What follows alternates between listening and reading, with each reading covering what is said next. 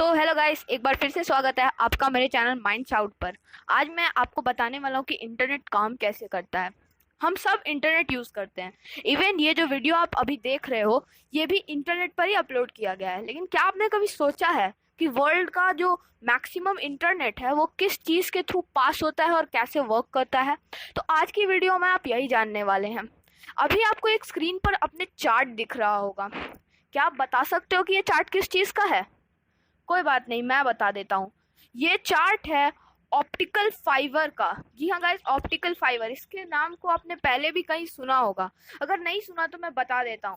ये एक हेयर से भी ज़्यादा पतला या फिर उतना ही पतला हम कह सकते हैं, एक वायर के जैसा होता है, जिसमें से इंटरनेट बहुत हाई स्पीड पर, डेटा बहुत हाई स्पीड पर ट्रांसमिट हो सकता है।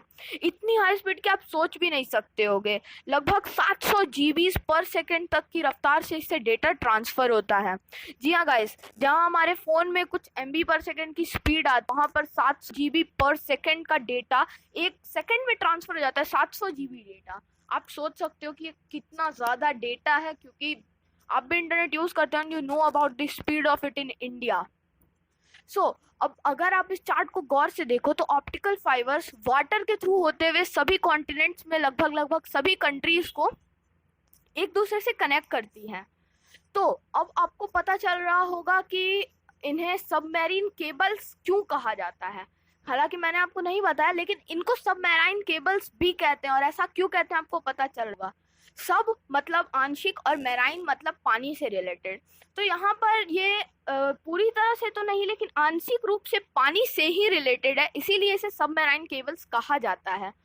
अब मैं आपको बता देता हूँ कि ये इंटरनेट को कैसे ट्रांसफ़र करते हैं, गूगल का एग्जांपल लेके। अब जैसे मान लेते हैं कि इंडिया में कोई मुंबई में बैठा बंदा है, वो एयरटेल का आईएसपी यानी कि इंटरनेट सर्विस प्रोवाइडर यूज़ कर रहा है। उसकी आईपी कुछ होगी, वो हमें नहीं पता।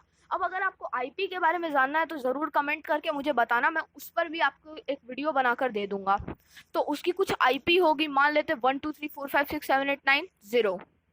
तो अगर उसने गूगल खोला या फिर क्रोम खोला तो उसे किस इंजन पे जाना है? google.com पे। google.com जो साइट बनी हुई है इंटरनेट पे, उसे उसको एक्सेस करना है। तो google.com तक वो पहुंचेगा कैसे? तो गूगल का हेड ऑफिस है कैलिफोर्निया में। आप लोग को नहीं पता है तो आप सर्च करके जानकारी भी निकाल भी सकते हो। गूगल का हेड ऑफिस होता है कैलिफोर्निया में। अब वहां से वो अपना डेटा इलेक्ट्रोमैग्नेटिक वेव्स के थ्रू ट्रांसफर करेगा। कौन? गूगल नहीं, जो एक्सेस कर रहा है यानी कि जो यूजर है, वो अपनी रिक्वेस्ट को इलेक्ट्रोमैग्नेटिक वेव्स के थ्रू अपने जो आसपास का एयरटेल का ऑफिस होगा उसमें ट्रांसफर करेगा, जिससे उनको पता चल जाएगा कि हाँ भाई, इसको google.com को एक्सेस करना है। फिर वहाँ से ये डेटा मतलब सिग्नल्स के थ्रू केबल्स से होता हुआ, जिन्हें हम सबमरीन केबल्स या फिर ऑप्टिकल फाइबर्स कहते हैं, होता हुआ जाएगा। और जो ओशन में जो मेन सबमरीन केबल या फिर ऑप्टिकल फाइबर जो बिछा हुआ है, जो कंट्रीज को कनेक्ट करता है, उनमें जा करके उस डेटा को ट्रांसमिट करेगा। अब ये डेटा पहुंचेगा कैलिफोर्निया तक, और कैलिफोर्निया में वहाँ पर जो गूगल का जो ऑफिस होगा वहाँ तक ये पहुँचेगा। अब गूगल के ऑफिस से इस रिक्वेस्ट को, मान लेते हैं कि उसने xyz.com वेबसाइट खोली, तो गूगल के मतलब गूगल के इसमें गूगल का जो इंजन है उसमें जो xyz.com करके वेबसाइट रजिस्टर होगी, वो उसकी इंफॉर्मेशन फिर से इलेक्ट्रोमैग्नेटिक वेव्स के थ्रू और केबल्स के थ्रू इंडिया तक भेजेगा। अब ये आएगा कैसे? ये भी उसी तरह से आएगा जैसे ये गया था, यानी कि केबल्स के थ्रू 700 जीबी पर सेकेंड की रफ्तार से आएगा। तो अब ये आने के बाद पहुंचेगा इंटरनेट के सर्विस प्रोवाइडर के ऑफिस में। मान लेते हैं कि जैसे मुंबई में वो बंदा बैठा हुआ है, अब मुंबई में आईएसपी ऑफिस भी होगा एयरटेल का कहीं ना कहीं। तो ऑप्टिकल फाइबर का जो रेंज होता है वो मुंबई में भी एक जगह जाकर कनेक्ट होता है सबमरीन केबल्स का, जो कंट्रीज को कनेक्ट करती हैं।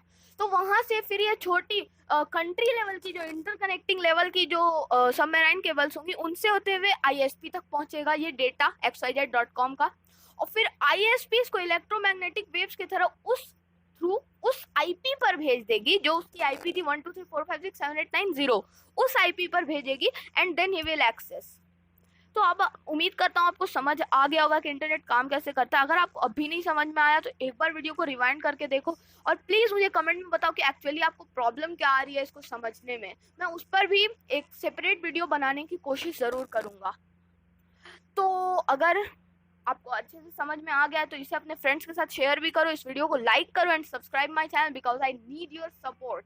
और एक और बात है कि हमें इन ऑप्टिकल फाइबर्स को रिगार्ड जरूर करना चाहिए बिकॉज इनके थ्रू डेटा इतनी तेज। तो गाइज आज की वीडियो के लिए इतना ही, मिलते हैं आपसे अपनी अगली वीडियो में। Be safe, stay at home, thank you.